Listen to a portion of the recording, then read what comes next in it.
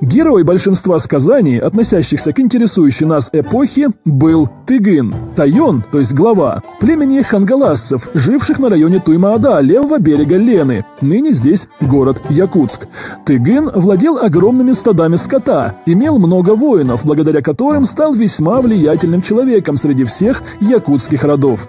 Судя по имеющимся данным, Якутия в тот период находилась на пороге создания единого государства, к централизации которого приложил огромные усилия Тайон Тыгын. Народ Саха имел развитую металлургию, что позволяло экипировать воинов железными доспехами, кылысами, мечами с односторонней заточкой, копьями с металлическими наконечниками. Для боев на дальних подступах использовались луки, дальность боя которых превышала 100 метров. Якуты, эвены, долгане, юкагиры встречали колонизаторов отнюдь не с букетами северных цветов, а тем более не награждали оккупантов собольями сороками. Жажда обогащения толкала алчных московитов к новым завоеваниям. Грабеж коренных народов севера, ясак, становится одним из основных источников наполнения московской казны. Неудивительно, что, очнувшись от первого шока, вызванного наглостью высокодуховных скрипоносцев, якуты поднялись на борьбу с угнетателями. Уже в 1631 году якуты взяли в осаду Острог Добрынского, где-то в устье Вилюя, точное местоположение неизвестно.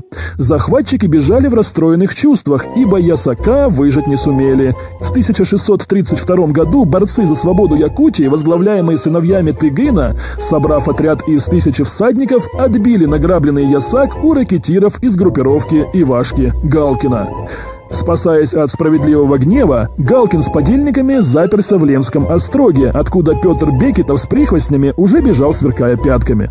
Осада колонизаторов продолжалась 2 месяца. В остроге начался голод.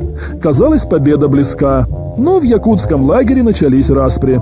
Пришлось снять осаду и отступить.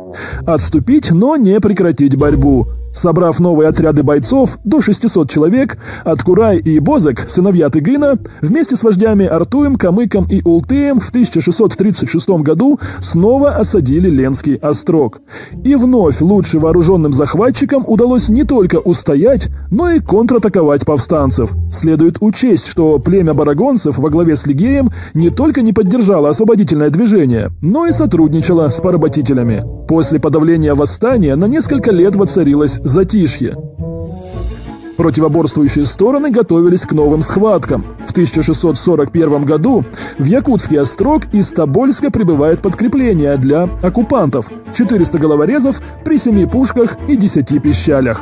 В конце февраля 1642 года на борьбу с колонизаторами поднимается большинство якутских родов. Им удается в сжатые сроки очистить свою землю от рэкетирских группировок, которые именовали себя сборщиками ясака в казну государеву.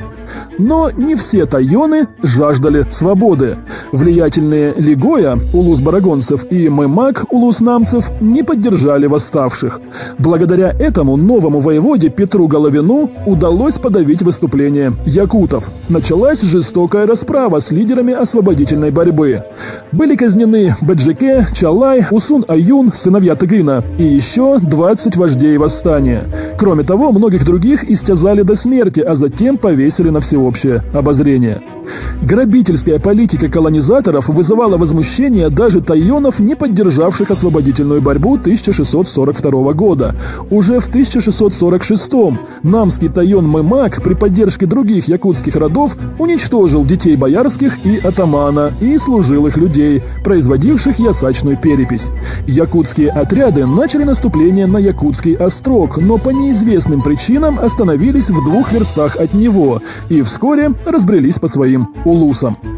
В 1654 году якуты атаковали Усть-Вилюйское зимовье московских служилых людей. В 1675 году тайон Ярканской волости Тимирев прогнал со своих земель сборщиков ясака. К началу 80-х годов хангаласские якуты были окончательно согнаны со своих родовых земель в долине Туймаада. Воевода Преклонский развернул на этих землях строительство города и крепости Якутск. Хангаласцы сделали последнюю попытку противодействия захватчикам. В 1682 году тайон Дженник со своими воинами предпринял несколько неудачных попыток овладеть Якутском. 27 сентября воевода Преклонский нанес восставшим сокрушительный контрудар. Якутское ополчение было разгромлено профессиональной армией Московского царства. Пленные якуты подверглись жестоким пыткам и казням. Сам Дженник был ранен и попал в плен. В Якутске был убит в застенке. С него, еще живого, сняли... Впрочем, здесь я не могу привести подробности казни. В 1684 году произошло последнее вооруженное выступление некогда свободного народа. Тайон батулинских якутов Арюкан-Сикуев разгромил отряды сборщиков ясака и отступил вместе со своими людьми в Китай. Показательно, что якутские предания сохранили мало имен борцов за свободу. Но все якуты знают одно главное имя – Тыгын Дархан. Этот образ стал символом национально-освободительного движения, вобрав в себя память о подвигах всех борцов за свободу – самого Тыгына, его сыновей, Дженника и многих других.